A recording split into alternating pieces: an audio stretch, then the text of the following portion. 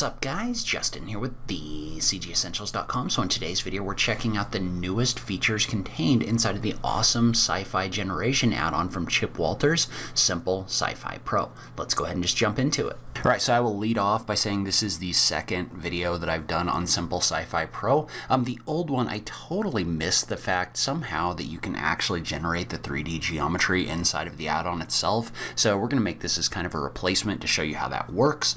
So sorry about that. I try to be as accurate as possible in my tutorials. In this case, I just kind of missed the mark. Alright, so there's two versions of this add-on that you can download. There's a free version you can download, which is going to come with a couple different DPacks that you can use in order to basically generate the maps, along with a little bit of geometry. The Pro version is going to come with a lot more fully texture mapped objects, so it's going to come with a much larger library. You can access that. I'll link to it in the notes down below, but I will link to both of these. The Pro version is currently $15.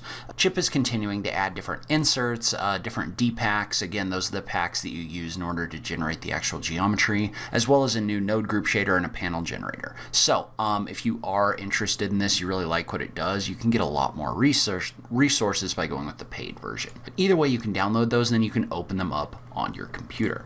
And so let's jump over into Blender really quick and just take a look at this. So I'm just going to stay on my layout page, and basically what I've done is I've opened up the file that comes with Simple Sci-Fi Pro. I do have the Pro version, so I am going to have access to more of the different DPacks that are in here.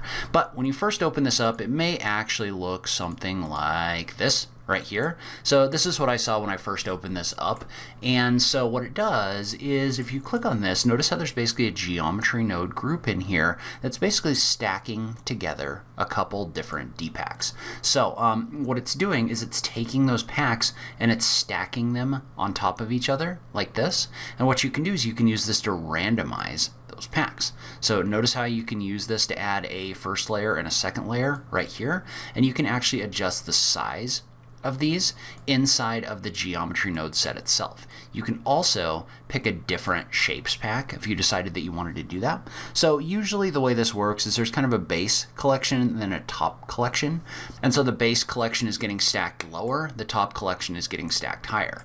So this is designed to create like a 2D map file that you can use to bring in to create actual displacement inside of your rendering engine. So we're not going to focus too much on that in this video. We're going to stick with the actual 3D geometry generation. But notice how if I was to scroll down, for example, there's different like shapes packs down below that are going to have different geometry inside of them. So if I go down to shapes, and again, remember that I'll have more because I have the Pro version, but if I select these different packs, notice what these packs have is they have different kinds of geometry in them right here. And then I could randomize that and export the map. But let's go ahead and jump over into the geometry generator. So you can access the geometry generator by toggling the shapes off, toggling the geometry on, like this. Well, now if I go look at this, you can see how this is like super interesting, right? So if I click on it and go into my modifier settings, notice how there's a geometry node set up in here that's basically randomly generating geometry inside of your scene. And what's really cool about this is you can use this in order to adjust the different size of the stuff that's being created. And it's basically taking all of these different packs of objects and just kind of randomizing them and putting them on this surface. And so what that does is that gives you this really cool like sci-fi city look in here. So you can use this to really quickly generate like sci-fi cities. You can also pick some of the other collections. So if I scroll down, and again, remember that I have more collections because I have the Pro version.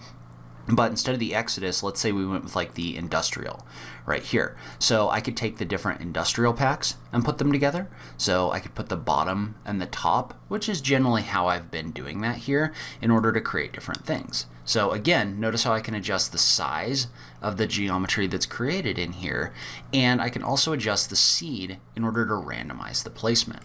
Well, the cool thing about this is really detailed looking geometry. So the shapes themselves, I don't know if they're super detailed, but the textures make them really detailed looking.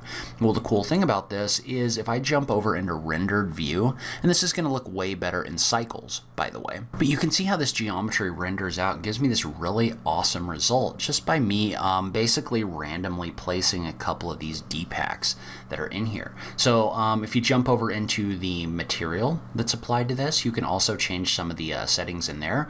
So one of the things that really affects your result is if you change this over to a metallic, what you're going to do is you're going to get more reflections coming off of your objects. So a lot of the time I will toggle this into a more metallic mode because I think it gives me a better result. But you can kind of play around with these material settings in order to see what kind of results you can get. But yeah, just a super cool result. And then notice how you also have some different like emissive lights and other things that are built into this as well, all of which you can kind of adjust the strength of and everything else inside of the actual settings down below. So this gives you a lot of control over what you can create in 3D. So one thing I do want to know is if you, so Chip linked to a page. So Chip linked to a sheet that kind of shows, it's like a slides document, but it shows what the different DPacks are. So you can actually see what these are. You can actually look at them and see what kind of thing you're going to be generating right here. So for example, you can see this is what's contained in the Industria and kind of the result that it creates. So you can also, there's a piper pack that basically generates a bunch of pipes and other things like that. So a lot of cool stuff is contained inside the Pro version of this add-on. I think it might come with 1 or 2 DPacks in the free version as well. But yeah, you can see that this just generates some super cool stuff coming directly out of this add-on.